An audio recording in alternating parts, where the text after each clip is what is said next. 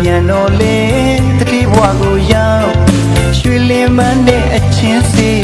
မင်းသွေးပမာရွှေရောင်တောင်း